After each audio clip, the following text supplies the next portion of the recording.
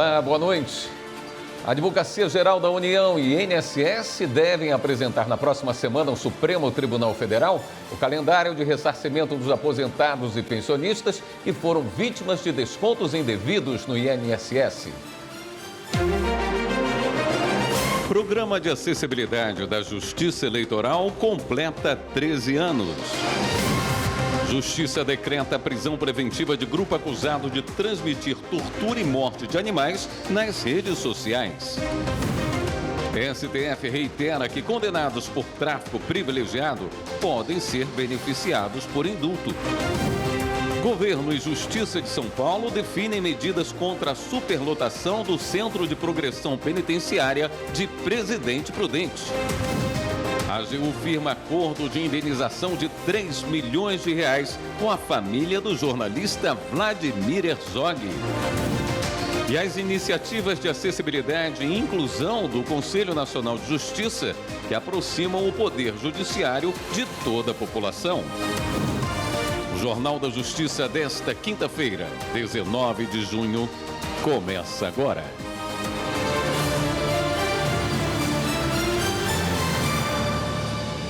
A Advocacia Geral da União e o INSS devem apresentar na próxima semana ao Supremo Tribunal Federal o calendário de ressarcimento dos aposentados e pensionistas que foram vítimas de descontos indevidos.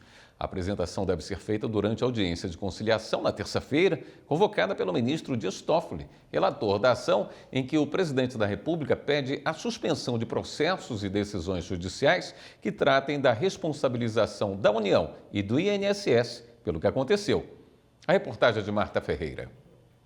O pagamento dos valores descontados acrescidos de correção monetária deverá ser feito ainda em 2025 em parcela única. O anúncio foi feito durante transmissão ao vivo nos canais do YouTube da AGU e do INSS, na qual o advogado-geral da União, Jorge Messias, e o presidente do Instituto, Gilberto Valer Júnior, esclareceram dúvidas sobre as medidas que estão sendo adotadas pelo governo federal para ressarcir os segurados.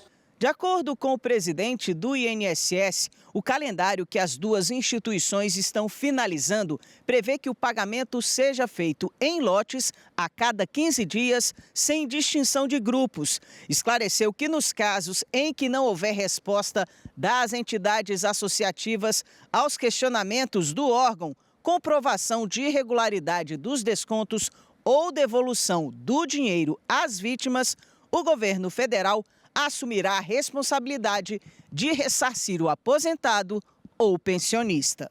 Durante a transmissão, Jorge Messias lembrou que a AGU já está atuando judicialmente para reaver esses recursos. O ministro ressaltou ainda que todos os servidores do INSS colocados como alvo de investigação foram imediatamente afastados e estão respondendo a processos administrativos disciplinares. O presidente do INSS destacou que em apenas 30 dias, depois de iniciado o processo de contestação de descontos e pedidos de ressarcimento, o órgão já recebeu mais de 3 milhões de contestações, aproximando-se da projeção da Polícia Federal de que haveria mais de 4 milhões de segurados atingidos pelas fraudes. Em audiência no Supremo Tribunal Federal, o governo e a Justiça Paulista definiram medidas para reduzir a superlotação no Centro de Progressão Penitenciária de Pacaembu, em Presidente Prudente. O índice de ocupação no CPP é de quase 150%. Acompanhe na reportagem de Carolina Chaves. A reunião no STF se deu na reclamação apresentada pela Defensoria Pública Paulista, que tramita na Corte, sob a relatoria do ministro Edson Fachin, vice-presidente do tribunal. A Defensoria pede a intervenção do STF para resolver o problema da superlotação da penitenciária de Pacaembu. O encontro também foi uma forma de cumprir decisão do ano passado do Supremo, que estabeleceu prazo para que o juiz da execução penal de São Paulo reduza a superlotação no CPP de Pacaembu para, no máximo, 137,5%. Na reunião, o Tribunal de Justiça Paulista se comprometeu, entre outras medidas, que os juízes devem indicar em qual unidade o preso em regime semiaberto deverá se apresentar com base nos índices de lotação dos presídios. O objetivo é evitar a concentração de detentos em uma só unidade. Já a Secretaria de Administração Penitenciária do Estado se comprometeu a melhorar o controle diário da lotação da unidade prisional e automatizar o envio de informações aos órgãos competentes quando o número de presos passar da capacidade máxima e os casos de detentos que devem ir para o regime semiaberto. As medidas atendem às normas previstas pelo programa Pena Justa, que estabeleceu mais de 300 metas para promover melhorias no sistema carcerário. O prazo para que as penitenciárias do país se adequem é 2027. A Justiça do Rio de Janeiro determinou a prisão preventiva de um grupo acusado de torturar e matar animais e transmitir as ações criminosas ao vivo pela internet. O juiz em exercício, Cariel Bezerra, da 39ª Vara Criminal do TJ do Rio, acolheu a denúncia do Ministério Público do Estado e converteu a prisão temporária dos 3 homens em prisão preventiva. Eles são acusados de torturar e matar animais com requintes de crueldade. De acordo com o MP, o grupo criou uma comunidade na plataforma Discord e transmitia os atos criminosos ao vivo. Em um dos vídeos, exibido em março, eles mataram um gato. Os homens também são investigados por incentivar a automutilação de jovens e disseminação de pornografia infantil. E o Ministério Público Federal denunciou 7 pessoas por tráfico de animais silvestres em reserva no Espírito Santo. Os detalhes com o repórter Márcio Fontinelli. Com base em uma investigação policial, o Ministério Público Federal apresentou provas e denunciou à Justiça 7 pessoas acusadas de caçar e vender ilegalmente animais de uma reserva biológica no Espírito Santo. Os envolvidos, que praticavam os crimes desde 2020, vão responder por associação criminosa, receptação e dano à unidade de conservação federal. Somadas, as penas ultrapassam 20 anos de prisão. O Fórum de Cuiabá inaugurou uma nova sala de acolhimento para atender mulheres vítimas de violência doméstica. Repórter Carlos Celestino.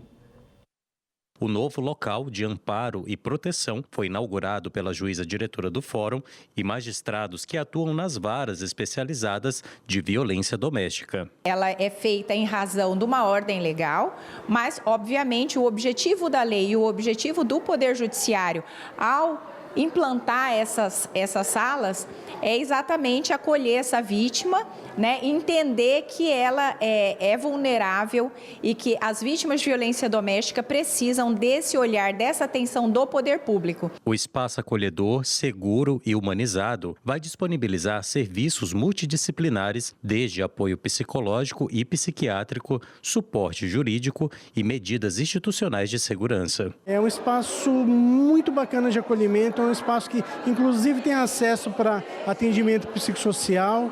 Então, eu acho que a estrutura atinge um patamar mais elevado para o atendimento das vítimas de violência doméstica hoje. A sala foi decorada com quadros doados pelo artista Diego Medeiros. Também possui brinquedoteca, salas de atendimento e panfletos informativos sobre violência doméstica. Tudo isso com uma vista panorâmica para o Jardim do Fórum, que traz tranquilidade e aconchego. Agora é um espaço maior, um espaço onde muitas vezes ela vem com seus filhos, ela vem acompanhada da mãe ou da prima. Então essa mulher vai poder chegar aqui, tem a televisão, né?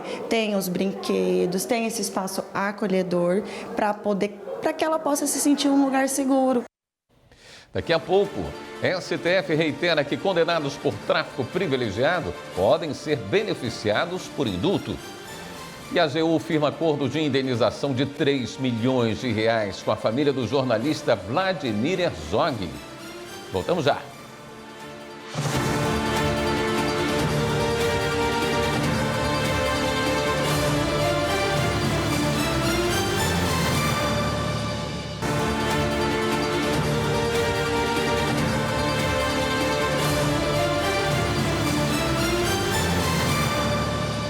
O Supremo Tribunal Federal reafirmou o entendimento de que condenados por tráfico privilegiado de drogas podem receber o benefício do indulto. O repórter João Pedro Melo tem os detalhes. Pelo entendimento do STF, o tráfico privilegiado é uma modalidade mais branda do crime, aplicada a réus primários e sem envolvimento com organizações criminosas. e que dessa forma os condenados podem receber os indultos presidenciais. Ao examinar o caso, o presidente do STF, ministro Luiz Roberto Barroso, ressaltou que a Corte precisa reafirmar o entendimento atual e que o rito da repercussão geral vai ajudar a dar mais coerência aos precedentes. O tribunal já acumula 26 processos sobre o mesmo tema. A proposta foi aceita por unanimidade. Foi fixada a tese de que é constitucional a concessão de indulto a condenado por tráfico privilegiado, uma vez que o crime não tem natureza hedionda. A quarta turma do Superior Tribunal de Justiça decidiu que imóvel usado como residência por herdeiros não pode ser penhorado. As informações com Anderson Conrado. Em decisão unânime, o colegiado decidiu que o único imóvel residencial de um espólio, ocupado por 2 herdeiros, um deles sem renda, permanece protegido como bem de família, sendo impenhorável para pagamento de dívidas do falecido, mesmo antes da partilha. A advogada especialista em direito de família explica que essa garantia está prevista em lei e visa resguardar que a família não fique sem um domicílio. A Lei 8.009 de 90, que fala sobre a impenhorabilidade do bem de família. Ela garante que esse imóvel que é destinado à família, ele não possa ser utilizado como garantia de recebimento de dívida. Então, é uma forma de preservar o que se entende que seria o único patrimônio, o único local destinado a essa residência familiar. No caso analisado, uma família entrou com ação cautelar de arresto contra o espólio de um ex-sócio majoritário de uma empresa falida, com dívida de mais de R$66 mil. O objetivo era bloquear um único imóvel do espólio, para evitar que fosse vendido pelos 2 herdeiros antes da conclusão da execução. E esse tipo de ação serve justamente para garantir que haja bens suficientes para cobrir o débito. Inicialmente, o Juízo de Primeiro Grau e o Tribunal de Justiça do Rio Grande do Sul autorizaram o arresto do imóvel, considerando que, sem partilha, o patrimônio do espólio deveria responder pelas dívidas do falecido. No entanto, o STJ reformou a decisão, reafirmando que o imóvel, por ser bem de família, é impenhorável, independentemente da natureza da dívida. O relator, ministro Antônio Carlos Ferreira, destacou que a transmissão hereditária não retira a proteção do bem de família, prevista em lei, desde que o imóvel continue sendo residência da família. O ministro explicou ainda que, pelo artigo 1784 do Código Civil, os herdeiros assumem o patrimônio nas mesmas condições jurídicas do falecido, incluindo a proteção do bem de família. Ele esclareceu que a impenhorabilidade não elimina a dívida, que continua exigível, mas impede a constrição do imóvel, permitindo ao credor buscar outros bens do espólio não protegidos por lei. O Núcleo de Sustentabilidade do Tribunal de Justiça do Mato Grosso fez uma blitz no Fórum de Cuiabá para promover ações sustentáveis nas unidades judiciais. Reportagem de Carlos Celestino. No Fórum da maior comarca do estado, a equipe do Núcleo de Sustentabilidade do Tribunal de Justiça de Mato Grosso realizou a Blitz da Sustentabilidade. Em cada setor, a gestora conversou com os servidores para reforçar as orientações sobre as boas práticas sustentáveis. No início do ano, nós estivemos na comarca de Cuiabá, juntamente com a administração local, mapeamos, então, todos aqueles temas relacionados no PLS que dizem respeito à sustentabilidade, então, o consumo de água, o consumo de energia, o consumo de impressões, a quantidade de impressoras. Fizemos um trabalho para a melhoria desses indicadores. E agora, nesse segundo momento, nessa blitz de sustentabilidade, nós escolhemos algumas unidades pontuais para que pudéssemos entender as necessidades do uso das impressões, do uso de copos descartáveis e para que a gente possa estabelecer aí um planejamento para melhoria ainda mais desses indicadores. A Blitz também reforçou com os servidores sobre a importância do uso racional das impressoras para evitar o gasto desnecessário de papéis. Foi também o momento de nós apresentarmos um vídeo produzido pelo Núcleo Sustentabilidade em parceria com a equipe de comunicação, que traz todas as informações do qual é a quantidade de impressões aí dos últimos anos e quais são as ações que podem contribuir para essa redução.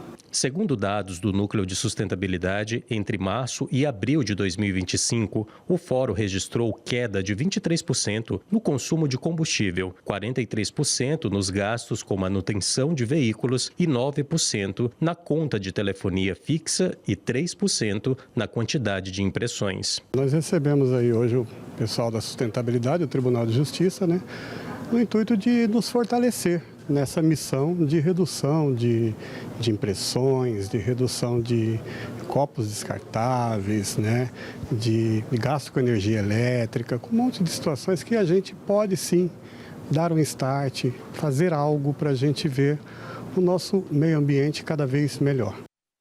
A Advocacia Geral da União firmou um acordo indenizatório de R$3 milhões com a família do jornalista Vladimir Herzog.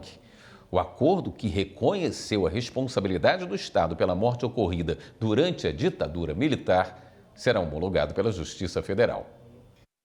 O pacto foi celebrado no curso de uma ação ajuizada pela família do jornalista no início de 2025 e foi articulado pela Coordenação Regional de Negociação com o apoio da Procuradoria Nacional da União de Negociação.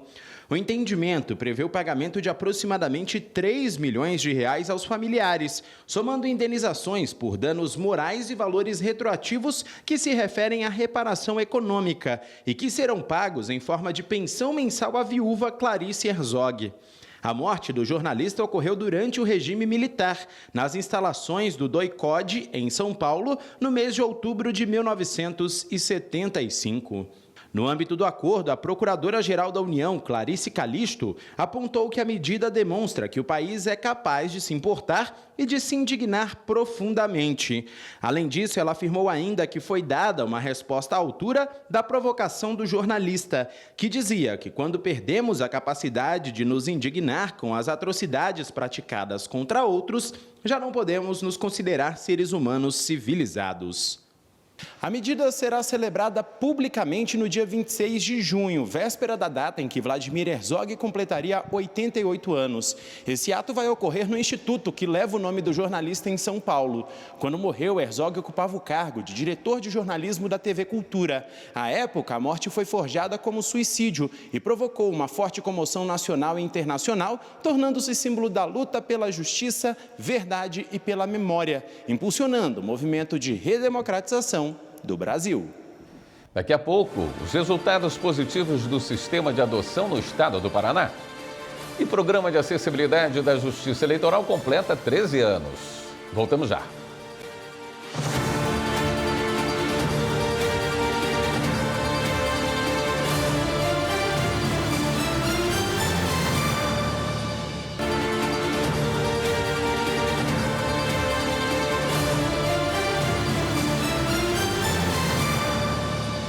O programa de acessibilidade da Justiça Eleitoral completa hoje 13 anos. Desde que foi criado, várias medidas são adotadas para permitir o pleno acesso às sessões eleitorais. A cada eleição, as urnas estão mais modernas e adaptadas. O programa também garante acessibilidade aos serviços eleitorais via internet. A presidente do Tribunal Superior Eleitoral, ministra Carmen Lúcia, comemorou a data. Reportagem Carolina Chaves. Cerca de 1,5 milhão de eleitores brasileiros têm algum tipo de deficiência. Para garantir o direito pleno ao voto, a Justiça Eleitoral implantou o programa de acessibilidade criado em 2012 por meio de uma resolução. O objetivo é remover as barreiras que impedem o acesso às sessões eleitorais e às urnas. Ao longo de 13 anos, muita coisa mudou com as medidas. O eleitor pode se autodeclarar pessoa com deficiência e pedir para votar na sua zona eleitoral, mas em uma sessão específica, sem degraus, sem obstáculos. Agora eu tenho certeza que se eu mudar de cidade e pedir para mudar a minha sessão, nunca vou me colocar numa escola que tem escada para subir, que tem degrau alto. O Tribunal Superior Eleitoral vem desenvolvendo cada vez mais ações para garantir a autonomia das pessoas com deficiência. Uma delas é a capacitação de mesários para lidar com as necessidades dos eleitores. Os tribunais regionais têm urnas eletrônicas adaptadas com recursos de áudio para pessoas com deficiência visual. tudo sem comprometer o sigilo do voto. O programa de acessibilidade da Justiça Eleitoral é um exemplo de como políticas públicas bem planejadas podem fazer a diferença na vida das pessoas. A presidente do TSE, ministra Carmen Lúcia, disse na sessão do dia 17 de junho que o Brasil é exemplo no mundo. E apenas para se ter uma ideia, nós trabalhamos com a possibilidade que alguns TREs, 2 TREs já adotaram, de se o eleitor ou a eleitora manifesta antes formalmente que ele pode ter alguma deficiência, para ele ter autonomia e não depender de alguém levar, por exemplo, o Tribunal do Pernambuco providenciou transporte especial para buscar este eleitor e deixar o eleitor em casa, de tal maneira que ele não precisa de depender de alguém da família. A nossa tendência é, para as próximas eleições, no próximo ano, ampliar isso e, tanto quanto possível, garantir que os TREs possam, todos eles, proporcionar uma boa parte de eleitores com dificuldade de locomoção serem devidamente servidos pelos TREs. Nós avançamos significativamente, cada gestão que vem tende exatamente a ampliar e melhorar e oferecer melhores condições do que a anterior, e com isso nós conseguimos que neste item continuemos a ser, na Justiça Eleitoral Brasileira, exemplo copiado por vários lugares do mundo. O programa de regularização fundiária entregou títulos de propriedade a mais de 100 moradores de Alagoas. Repórter André Risco acompanhou. O Edivaldo mora nessa casa há 23 anos, com a esposa, 3 filhos e os netos. Durante todo esse tempo, ele viveu com a insegurança de não ter um título de propriedade do imóvel. Nós, quando chegamos aqui, nessa residência, nesse local, só tinha 3 a 4 casas. Há 24 anos atrás, 23 anos era assim. E nós não tinha registro nenhum, casa no nome de ninguém. Nós tínhamos medo de perder. Alguma pessoa dizer assim, essa casa é minha e nós perder, certo? Mas essa história mudou hoje, graças ao programa de regularização fundiária Solo Seguro, que está ocorrendo em todos os estados. O Edivaldo foi escolhido, juntamente com outros 100 moradores de Murici, para ser contemplado com o tão sonhado documento. Era um sonho que eu tinha que realizar, que antes que Deus me levasse, eu queria deixar a minha família aparada. E hoje posso dizer, minha família, minha casa, e só agradeço cada um que tem nos ajudado, e é uma garantia. Hoje a casa é minha, em nome de Jesus. Iniciativa do CNJ, o Solo Seguro é realizado graças à parceria entre Tribunal de Justiça, Prefeitura, Associação dos Notários e Registradores de Alagoas e o FAO. Essa ação ela é de grande importância para toda a sociedade e para a Corregedoria também, na medida em que ela entrega uma moradia, ela auxilia na entrega de uma moradia digna, uma moradia plena, uma moradia segura, com segurança jurídica, né? Com auxílio dos registradores, para evitar a burocratização da entrega, da regularização fundiária e evitar conflitos fundiários. Então, para a gente da Corregedoria é poder auxiliar por meio dos registradores esse sonho a ser realizado é uma coisa muito gratificante. A juíza Lívia Matos esteve presente representando o presidente Fábio Bittencourt. Segundo ela, a ação demonstra que o judiciário está cada vez mais se aproximando da sociedade. Muitas vezes a sociedade local nem sabe onde o fórum fica, nem conhece o trabalho que é feito pelos juízes, pelos servidores, pelos desembargadores, enfim, por todos, né, que compõem o judiciário. E esse é um evento que demonstra o quão esse trabalho é necessário e tem uma repercussão social importante. Então é a população vendo que a gente trabalha e trabalha com propósito, com motivo, e a finalidade é que as pessoas possam ter não só uma casa, mas uma casa regularizada, um terreno devidamente registrado, que vai trazer muito mais segurança jurídica e social. Na sequência, pela tarde, o programa também foi realizado na cidade de Messias. Aqui, mais 16 famílias foram beneficiadas com o título de propriedade. A Maria José subiu ao palco representando todos os contemplados. Para ela, o dia é de muita felicidade. Esse documento para mim, meu filho, representa muita coisa, porque eu vivia jogada, eu não tinha teto para morar, trabalhei, lutei, comprei um. Meu marido botou no nome do filho, Ele chegou agora, vivi anos, mais anos trabalhando, lutando, devendo, pedindo de prefeitura, num canto nem outro eu consegui. Chorei emocionada quando eu cheguei aqui. O senhor acredita? Chorei, eu não sei como agradecer a Deus, primeiramente a Deus e segundo aos homens da terra.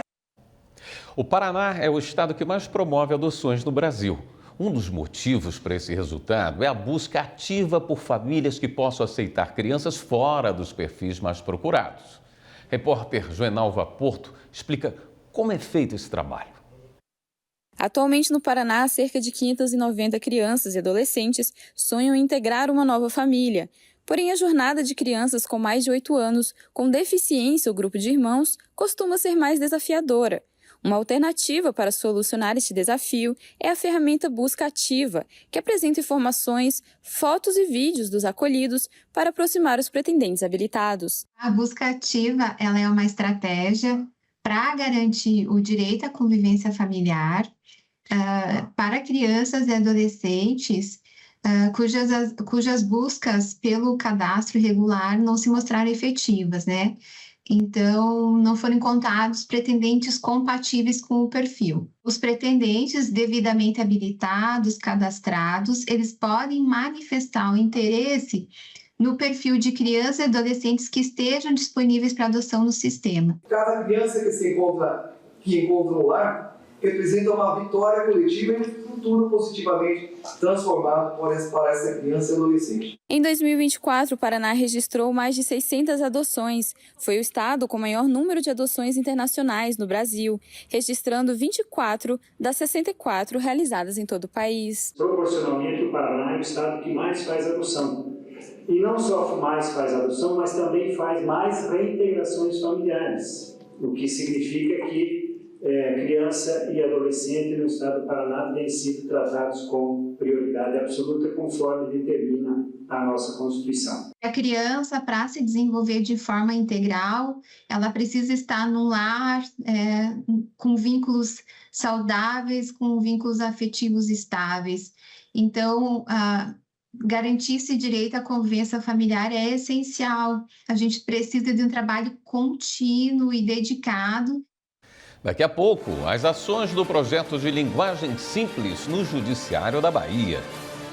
E a história de uma mulher indígena que conquistou o direito à emissão da primeira certidão de nascimento após processo do programa Justiça Rápida Itinerante.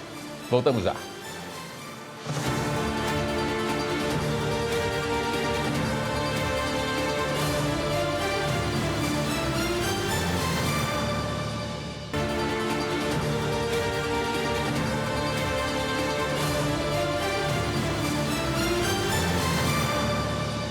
Durante a Semana de Conciliação em Porto Velho, uma mulher indígena conquistou o direito à emissão da primeira certidão de nascimento após processo no programa Justiça Rápida Itinerante. Repórter Adriel Diniz tem mais detalhes. Maria Nilza nasceu no Amazonas, passou pelo Acre e hoje vive em Rondônia. Quando ela nasceu, a FUNAI expediu um documento chamado RANI, que servia como registro de nascimento, mas meramente administrativo. Na hora de reunir os documentos para se aposentar, ela descobriu que não existia nenhum assento de nascimento registrado. Ela precisava entrar com uma ação judicial para ter a certidão de nascimento.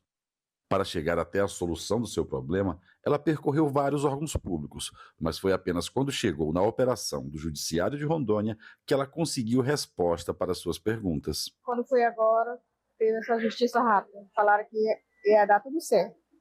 A minha irmã falou, vai lá. Falei, tá bom, peguei e fui. Aí, graças a Deus, Deus colocou a Carla, né, no caminho, que me ajudou. Essa é uma coisa que vai ficar na minha história. E quando foi ontem, ela me ligou, aí eu peguei e fui. Aí agora estou aqui para buscar. Todo atendimento da Justiça Rápida é gratuito e feito em escolas e outros espaços públicos. O objetivo é estar por perto de quem mais precisa da justiça. E quando Dona Maria Nilza precisou, a Justiça atendeu e foi rápida. No dia seguinte à audiência, ela recebeu a sonhada certidão de nascimento no cartório da cidade. A emoção do documento nas mãos. Conquistei a minha certidão depois de muitos anos de idade, vivido no mundo e sem a certidão. Graças a Deus, graças às pessoas da Justiça Rápida que me ajudaram. E eu estou muito feliz por ter minha certidão e meu documento na mão. Que agora eu sou gente, agora eu sou pessoas. A mobilização nacional pela conciliação, por meio dos juizados especiais, rendeu o agendamento de dezenas de audiências em Porto Velho. Para isso, o Tribunal de Justiça de Rondônia montou bases de atendimento em 3 escolas da cidade, uma em cada região, para possibilitar amplo acesso das pessoas aos serviços do Judiciário. É muito importante esse projeto, o Judiciário ir até a população e poder resolver essas demandas, justamente essa questão da capilaridade, né, estamos atendendo hoje. Temos defensor público tanto na Zona Leste, como aqui no Centro e também na Zona Norte. Nas escolas, as pessoas são recebidas pelos servidores, passam pela triagem e, se a causa estiver dentro da competência da Operação Justiça Rápida, elas têm uma audiência agendada. Para um dos juízes que participam da ação, a mobilidade da justiça favorece o cidadão. Nós realizamos nos 3 colégios 212 audiências e essa Operação Justiça Rápida ela é especialmente realizada na Semana Nacional de Conciliação. A Justiça do Trabalho na Bahia lançou as ações do projeto Linguagem Simples, tornando a comunicação mais acessível e fácil de ser compreendida por todos que usam os serviços do tribunal. A iniciativa é para aproximar o Poder Judiciário da população. Reportagem Carolina Vasco. Acórdão, trânsito em julgado, revelia, embargo, dissídio, homologação. Você pode até entender, mas nem todo mundo entende. E é por isso que a Justiça do Trabalho na Bahia agora adota a linguagem simples em seus documentos e comunicações. Ainda mais nós que somos a justiça conhecida como justiça social, justiça que lida com trabalhadores e trabalhadoras. Então tem uma linguagem mais simples, que seja de mais fácil compreensão, sem simplificar aquilo que é tecnicamente a sua linguagem necessária, mas de modo que todos possam compreender e saber o que estamos dizendo, o que estamos decidindo. Assim surge o projeto Como é que é? Pelo Direito de Entender o Direito, lançado pelo Tribunal Regional do Trabalho da Bahia. O projeto tem como base o Pacto Nacional do Poder Judiciário pela Linguagem Simples de 2023. Esse pacto conclama todos os tribunais do país a adotarem diversas ações, iniciativas e projetos visando simplificar a linguagem para aproximar mais a sociedade do Poder Judiciário. Entre as ações adotadas pelo Regional Baiano estão o Banco Único de Linguagem Simples e Imagens do Poder Judiciário, um glossário de termos jurídicos e seus significados, a ferramenta de tradução de termos e expressões jurídicas. No site, ao passar o cursor sobre uma palavra difícil, um quadro informa o significado. E o Guia de Linguagem Simples e Inclusiva do TRT da Bahia, uma cartilha para instruir servidores, magistradas e magistrados no uso da linguagem simples.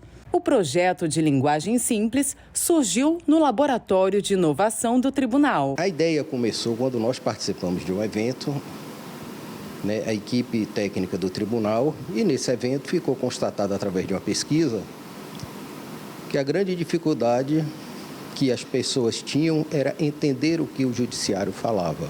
E quando nós fizemos uma oficina aqui do Laboratório de Inovação, e nós criamos um personagem, esse personagem era justamente um reclamante ou um reclamado, alguém que utilizava o serviço do Poder Judiciário, nós vimos que a dor desse personagem era a mesma. Primeira sentença em linguagem simples. Decisão judicial da juíza Andréa Presas, publicada em linguagem fácil e acessível, com um resumo informando o que foi decidido. Eu busquei elaborar um quadro, resumo ao final, que isso foi colocado na sentença ao final, simplificando de uma forma visual, para que aquele cidadão que foi atingido por aquela sentença, ele compreenda com um simples olhar para aquele quadro visual o que foi objeto ali, o que ele ganhou, o que ele deixou de ganhar. E não para por aí. O tribunal está se empenhando para entregar, ainda em 2025, mais ações que incrementarão a simplificação no TRT da Bahia. Entre as novidades se destacam novos modelos de notificação inicial e mandado de citação em linguagem simples, novos modelos de editais de licitação e termos de referência elaborados pela Coordenadoria de Licitações e Contratos, lançamento e veiculação do programa Como é que é? Nas redes sociais do TRT da Bahia, adoção de inteligência artificial para elaboração de resumos de decisões judiciais em linguagem simples. A gente possa, a partir de hoje, entrar numa nova era de simplificação das comunicações processuais aqui no Tribunal Regional do Trabalho da 5ª Região. Daqui a pouco, na campanha de enfrentamento ao assédio e à discriminação, o tema de hoje é igualdade de gênero.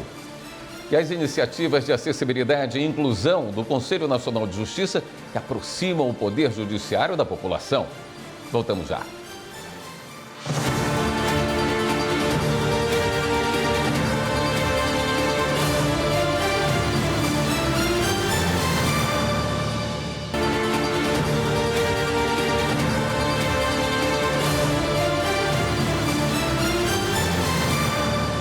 Uma justiça mais acessível e inclusiva garante que todo cidadão possa exercer os próprios direitos sem qualquer tipo de barreira. Isso envolve adaptação de ambientes, comunicação clara e objetiva nas decisões e em todos os canais de atendimento, uso de tecnologia, além de ações afirmativas. Você confere agora as iniciativas de acessibilidade e inclusão do Conselho Nacional de Justiça que aproximam o Poder Judiciário da população. Quem conta é o repórter Pablo Lemos, na 4ª reportagem da série especial sobre os 20 anos do CNJ.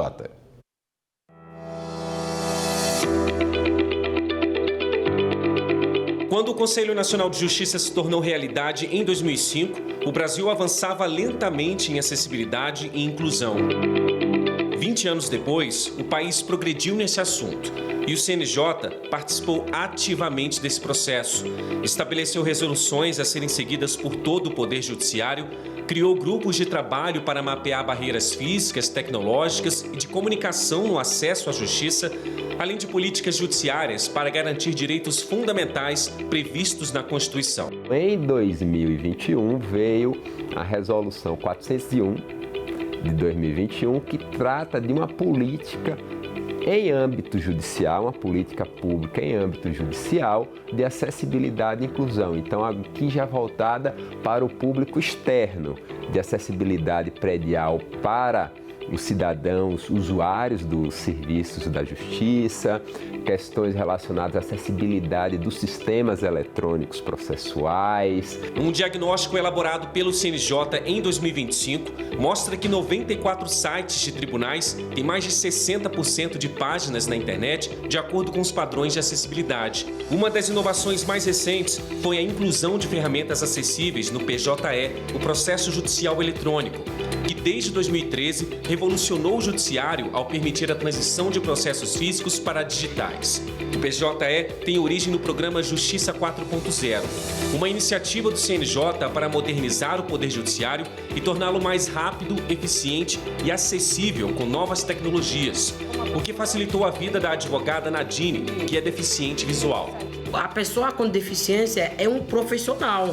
A única coisa que ele precisa é um plus, é uma acessibilidade. Tecnologia para mim não é luxo, não é nada de luxo, não. Tecnologia para mim é vida, é conseguir atuar, é conseguir buscar meu pão de cada dia. Porque é com esse computador que eu busco meu pão de cada dia. O Conselho Nacional de Justiça também ampliou o olhar para reduzir a nota de corte no Exame Nacional da Magistratura para pessoas com deficiência e prorrogou o tempo de prova em até 60 minutos, assim como funciona em outros concursos públicos. Atualmente, 79 magistrados se autodeclaram PCD. No caso dos servidores, esse número sobe para 4.317. Estamos trabalhando também a questão do protocolo de julgamento sob a perspectiva da pessoa com deficiência. Então, é preciso que tenha-se um olhar diferenciado no momento de julgar causas que envolvam interesses, direitos das pessoas com deficiência, porque essas pessoas normalmente são vulnerabilizadas e no mais das vezes, inclusive, são invisibilizadas. O CNJ também entende que acessibilidade e inclusão também estão atreladas à forma de se comunicar. Para quem não é formado em direito, o juridiquês muitas vezes acaba se tornando um obstáculo quando é preciso entender uma decisão judicial, por exemplo. Esse foi um dos motivos que fez o Conselho criar o Pacto Nacional do Judiciário pela Linguagem Simples, para estimular que todos os órgãos de justiça se comuniquem de forma mais direta e menos formal com a sociedade. 100% dos tribunais assumiram o compromisso de adotar uma linguagem de acordo com os princípios do acesso à justiça, como prevê a Constituição. O TRE do DF tem estado muito atento a essa questão da linguagem simples, está em processo, evidentemente, de evolução, por ser uma matéria nova, mas a gente já tem conseguido alguns atos concretos, particularmente nas áreas judiciais e de notícias. Então, as nossas notícias que veiculam hoje nas redes sociais e no site buscam sempre a maior acessibilidade na linguagem possível, da maneira que ela seja mais clara, mais direta, mais objetiva, e também na parte judicial, que além das decisões judiciárias estarem sendo divulgadas de uma maneira mais acessível à população leiga em relação jurídica e do direito, a gente tem também, por exemplo, as questões dos mandatos que são expedidos aos candidatos e partidos políticos, em especial na questão da prestação de contas. Então, são todos também documentos hoje saindo com linguagem clara e acessível. Em 2024, 49 tribunais que implementaram essa prática foram premiados com o selo Linguagem Simples. Este é um esforço de comunicação que eu acho que o Poder Judiciário tem que fazer com toda a sociedade. Na verdade, a linguagem codificada, a linguagem hermética, a linguagem inacessível, ela acaba sendo um instrumento de poder, um instrumento de exclusão daquelas pessoas que não dominam a chave daquele conhecimento e, portanto, não podem participar do debate.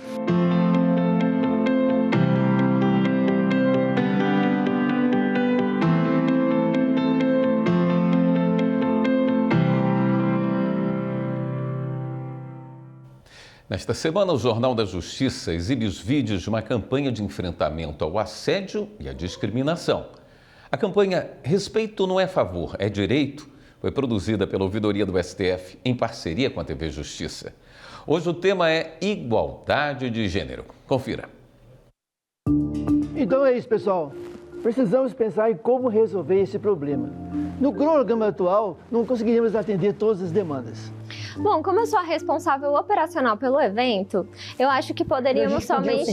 Eu acho que, na verdade, o problema não está no cronograma. O problema está com o tamanho da demanda até o final, até o prazo final. Vamos fazer assim, a gente corta as demandas 1 e 3 e morreu Maria Preá. Desculpa, Bora? Thiago, mas eu penso diferente. Eu acho que a gente poderia... Heloísa, o Thiago estava falando aqui sobre as demandas e eu acho que o problema é esse. Obrigado, querido. Por favor, pessoal, vamos evitar interromper as falas. Prossiga, Thiago. Então, mas quem está sendo interrompida desde o início é a Heloísa. Inclusive, todas as mulheres dessa reunião. Menos eu. Viu? Eu até poderia ser interrompida, né? Se eu tivesse conseguido falar alguma coisa. Viu? Ai, meu Deus, vai começar o mimimi agora. Não. Isso aqui não é uma opinião, Thiago, é um fato. Saiu uma pesquisa que mostra que as mulheres são quase 3 vezes mais interrompidas do que homens em reuniões de trabalho. Tá ok. Então fala, Heloísa. Eu vou falar porque todos temos direitos iguais nessa mesa e não porque você me permitiu. Bom, sobre as demandas, eu trocaria a ordem. Silêncio. Eu trocaria a ordem do cronograma. Pessoal, deixa a Heloísa falar. Eu trocaria a ordem do cronograma, porque assim teríamos tempo para correr com todas as atividades em paralelo e ainda assim cuidar dos despachos pendentes. Realmente isso soluciona nossos problemas. Foi isso exatamente o que eu falei. Não, você falou exatamente o contrário. Eu falei do cronograma. Falou o contrário. Você falou que o problema não estava no cronograma. Ai, gente, volta um pouquinho o vídeo para ver ele falando. Eu não tô afim de explicar, não. Então, fechamos com a ideia do Thiago. A prática de interrupções constantes ou explicações condescendentes que desvalorizam a fala ou conhecimento de mulheres não é compatível com um ambiente de trabalho respeitoso e inclusivo. Construir um tribunal onde a igualdade de gênero é levada a sério começa por cada um de nós. Respeito não é favor, nem mimimi. é direito.